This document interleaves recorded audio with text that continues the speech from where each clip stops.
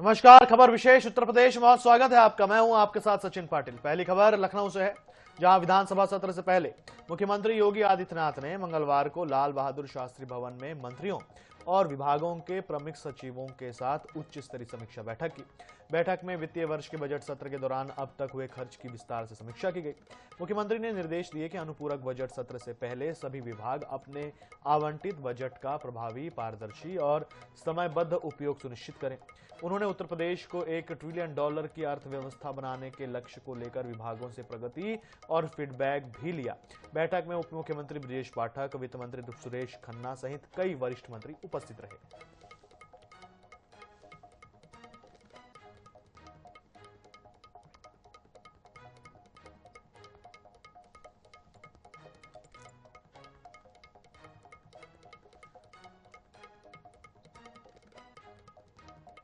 मुख्यमंत्री ने बजट खर्च की प्रगति पर की।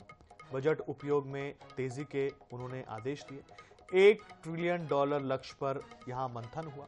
मंत्रियों और सचिवों संग मुख्यमंत्री ने बैठक की। विभागों से विकास कार्यों पर फीडबैक लिया। विभागों के सचिव भी इस बैठक में मौजूद रहे। एक हाई लेवल मीटिंग थी। मुख्यमंत्री ने बजट खर्च पर की प्रगति, अनुपूरक बजट से पहले सख्त निर्देश दिए। विधानसभा सत्र से पहले समीक्षा बैठक हुई। मुख्यमंत्री योगी आदित्यनाथ की अध्यक्षता में ये समीक्षा बैठक हुई। बैठक में वित्तीय वर्ष के बजट सत्र को लेकर चर्चा हुई। लाल बहादुर शास्त्री भवन में यह बैठक आयोजित की गई, एक हाई लेवल बैठक।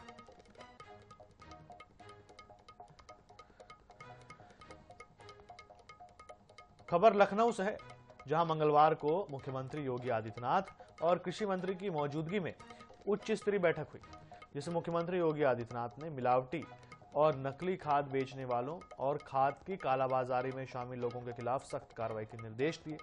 उन्होंने स्पष्ट किया कि ऐसे तत्वों पर एनएसए के तहत कार्रवाई की जाएगी और किसी को भी बख्शा नहीं जाएगा। मुख्यमंत्री ने कहा कि यदि अन्नदाता किसान को खाद को लेकर किसी प्रकार की परेशानी होती है तो इसकी जवाबदेही तय होगी। इसके साथ ही मुख्यमंत्री ने खाद की उपलब्धता और वितरण की योजना रोजाना समीक्षा के निर्देश दिए। तो ओवर रेटिंग पर तुरंत कार्रवाई होगी। मुख्यमंत्री योगी आदित्यनाथ ने सीधे और तल्ख अंदाज में ये निर्देश दिए और ये भी कहा, ये बहुत बड़ी बात हो गई कि उन्होंने कहा कि भाई एनएसए के तहत कार्रवाई होगी, यानी कि राष्ट्रीय सुरक्षा कानून के तहत।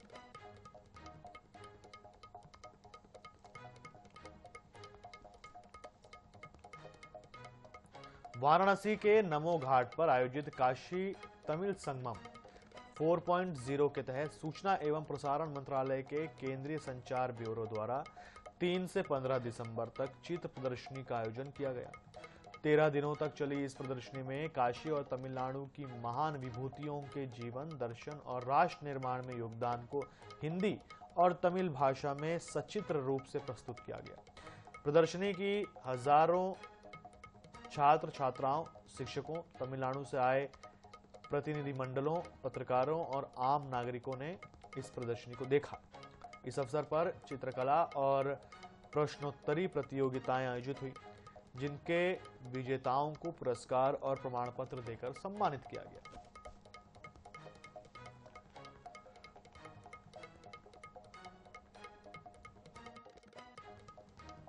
हजारों लोगों ने ये प्रदर्शनी देखी।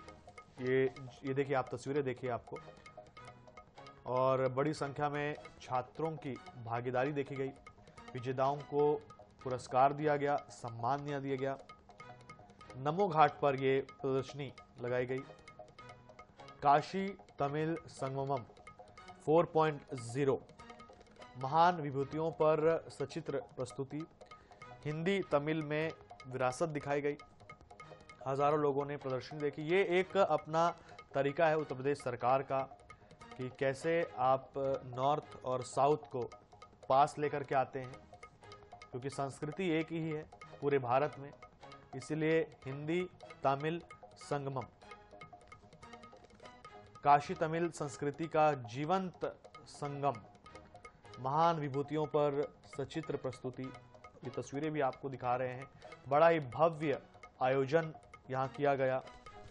ये आर्ट देख रहे हैं आप, जो छात्राओं ने अपने हाथों में पकड़ी हुई है। यहाँ पर विजेताओं को पुरस्कार भी दिया गया। चित्र प्रदर्शनी आकर्षण का केंद्र रही, जो कि नमो घाट पर लगाई गई। काशी तमिल संस्कृति का जीवंत संगम, वाराणसी की ये खबर है,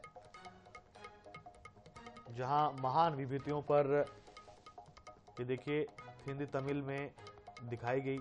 हजारों लोगों ने प्रदर्शनी देखी। प्रतियोगिताओं में छात्रों की बड़ी संख्या में भागीदारी देखी गई। सहारनपुर के अंबेडकर स्टेडियम में राष्ट्रीय विद्यालयी खेलकूद प्रतियोगिता 2025 का शुभारंभ रंगारंग कार्यक्रम के साथ किया गया। प्रतियोगिता का उद्घाटन प्रदेश के लोक निर्माण विभाग के राज्य मंत्री कुंवर ब्रजेश सिंह ने किया। उद्घाटन समारोह में खिलाड़ियों का उत्साह देखते ही बन रहा था। इस प्रतियोगिता में देश के 18 राज्यों से आए विद्यालयी खिलाड़ी भाग ले रहे हैं, जो विभिन्न खेल विधाओं में अपनी प्रतिभा का प्रदर्शन करेंगे। आयोजन से उभरती खेल प्रतिभाओं को राष्ट्रीय स्तर पर पहचान मिलेगी और खेल संस्कृति को बढ़ावा मिलेगी। विद्यालयी खिलाड़ियों में इसे लेकर उत्साह देखा गया। तरह तरह के खेल होंगे और इससे फायदा मिलता है जब भी इस तरीके की कोई प्रतियोगिता होती है, कंपटीशन होता है, लोकल टैलेंट उभर कर आता है। जो छात्र होते हैं उन्हें और आगे बढ़ने का सीधा मौका मिलता है। तो इसका शुभारंभ किया राज्य मंत्री ब्रजेश सिंह ने। 18 राज्यों के खिलाड़ी मैदान में हैं, तो स्तर जो है इस प्रतियोगिता का वो बहुत बड़ा है। रंगाराम कार्यक्रम से इसका शुभारंभ हुआ। खेल संस्कृति को अब इससे बढ़ावा मिलेगा। विद्यालयी खिलाड़ियों में उत्साह देखा गया। तस्वीर भी आपको दिखा रहे हैं। विभिन्न खेल विधाओं में मुकाबले होंगे। बड़ी संख्या में छात्र इसमें हिस्सा ले रहे हैं।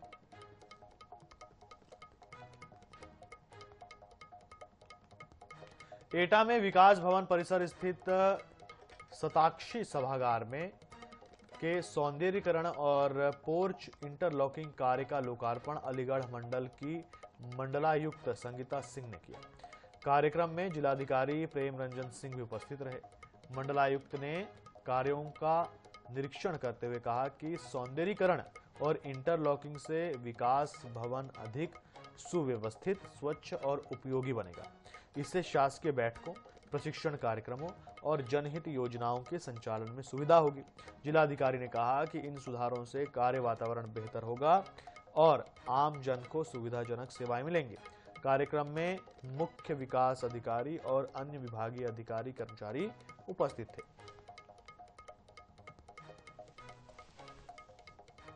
एटा की खबर, इंटरलॉकिंग से भवन अधिक सुव्यवस्थित बन जाएगा। शासकीय बैठकों और प्रशिक्षण में इससे सुविधा आएगी और आम जन को बेहतर सेवाएं मिलेंगी, जो कि सबसे उचित कारण है।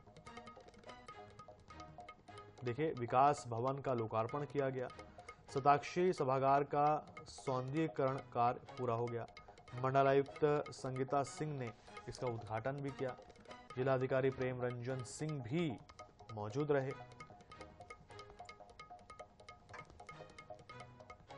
फतेहपुर में कड़ाके की ठंड के बीच रेलवे स्टेशन पर हजारों यात्री ठिठुरते नजर आए। प्रशासन ने अलाव और रैन बसेरे की व्यवस्था तो की, लेकिन रेलवे विभाग की लापरवाही सामने आई। नगर पालिका पिछले 10 दिनों से स्टेशन और प्रमुख चौराहों पर अलाव जलाने के प्रयास में लगी रही। नगर पालिका के अधिशासी अधिकारी ने स्पष्ट किया कि रेलवे स्टेशन में यात्रियों के लिए रैन बसेरे का इंतजाम रेलवे प्रशासन की जिम्मेदारी है और इस बार उन्होंने नगर पालिका को अस्थायी रैन बसेरा बनाने की अनुमति नहीं दी। अधिकारी ने कहा कि अव्यवस्था के लिए रेलवे प्रशासन पूरी तरह जिम्मेदार है। तस्वीर आप देखिए, किस तरीके से ठंड पड़ रही है। उत्तर प्रदेश की बात करिए, छत्तीसगढ़ की बात करिए, मध्य प्रदेश की बात करिए, ठंड ने लोगों का जीना आराम करके रखा है। औसत ठंड जितनी पड़ती है इस बार बहुत ज़्यादा पड़ी है और ऐसे में भी अगर ऐसी लापरवाही आएगी तो जिस सेवा भाव की बात विभाग करते हैं वो किस बेसिस पर करते हैं, किस बुनियाद पर करते हैं। ये हमारे ही लोग हैं जो इतनी परेशान होते हैं। सबको पता है रेलवे स्टेशन है, यहाँ पर लोग आना जाना करते हैं, वेट करते हैं। तो ऐसे में रेलवे को बहुत पहले से ही तैयारी करनी चाहिए थी।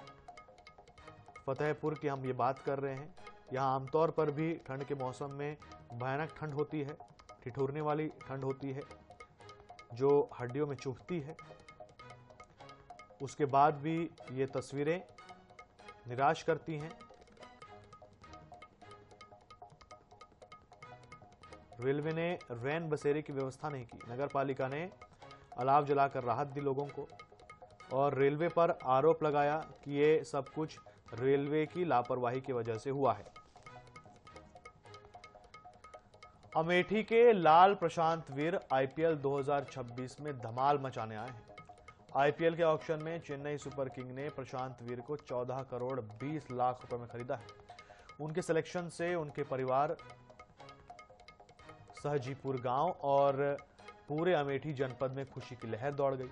प्रशांत वीर जिले के संग्रामपुर थाना क्षेत्र के रहने वाले हैं और उनका यह चयन युवा खिलाड़ियों के लिए प्रेरणा स्रोत बना है। तो बिल्कुल देखिए, मेहनत हमेशा रंग लाती है। ये अमेठी के इस युवा ने कर दिखाया है।